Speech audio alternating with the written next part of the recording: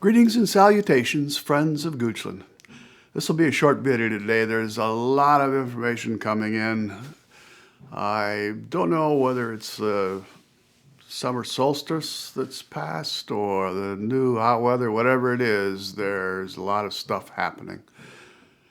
Dr. Raley, the county administrator, just sent out a blast and put it on the website about the history of non-disclosure agreements with Tract and some history of how we got to where we are with the current proposal for the giant, inhumane data center campus down to just to the south of us.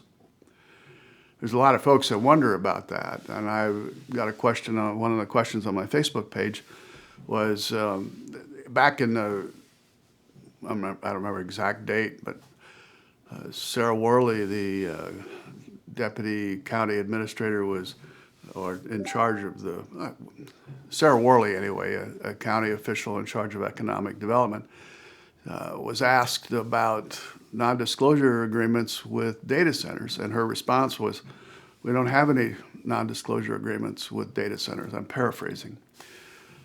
And that's true because Tract is not a data center. Tract is an investment corporation and a developer who develops properties for data centers to then come in and buy the property. As I said, I think this was being scripted a long time ago from an office in Colorado. And so she was accurate. The county had no NDAs with data centers. They had NDA with a developer who is an investment banker, sort of, as well as a developer for data centers. But there are no NDAs with data centers, only Tract. Some folks wonder how come they didn't tell us when we moved in, you know, because this was happening and many people were buying houses, and they still are. I mean, Markel Eagle is still selling houses hand over fist in Reader's Branch, even though the sales prices should be going down. I don't know. They were offering a lot of incentives for people to come and buy, and you'll have a view in that particular section, the new section of Reader's Branch. You'll have a great view of the switching station or the data center campus. And since you'll be up above everything, you'll be able to see it and hear it. It'll be great. It'll be great. And you don't have to pay extra for that. That's not a lot premium to be able to see the data center. Yeah, it's kind of a shame. It's kind of a shame that they knew, but they didn't tell us. There's really nothing you could do about it. I had hoped back in my Pollyanna days that the Board of Supervisors would take the data centers out of M1. I still have that hope. I've heard that there was perhaps a legal opinion or an opinion of some sort that downzoning, reducing the property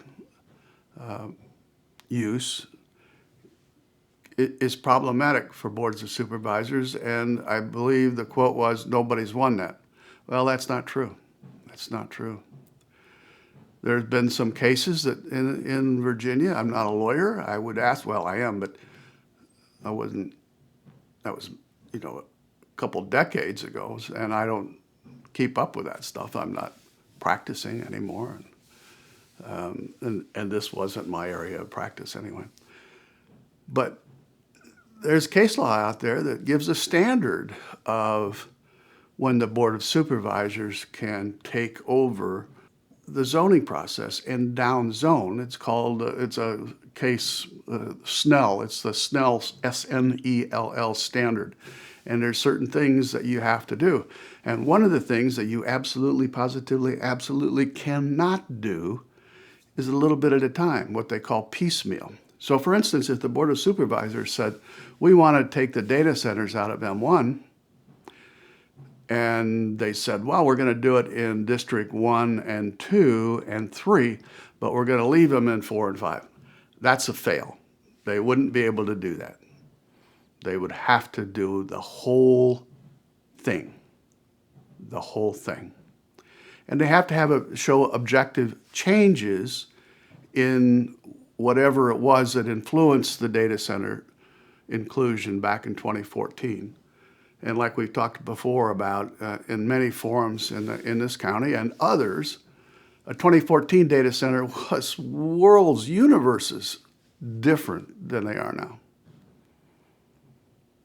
So I think the Board of Supervisors, if they really care about the citizens, will work with West Creek to bring in industry besides data centers and kick Tract out now.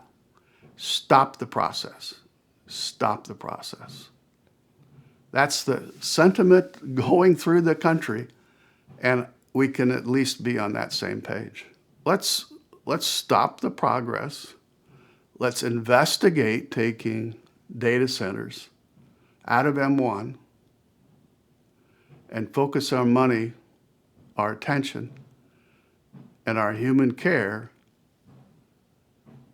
on setting the standards for humans and not big tech. So I think it's important that we all get out to as many meetings as we can. Next Monday, for instance, there's a Valley Link meeting at Sandy Hook in the county admin building.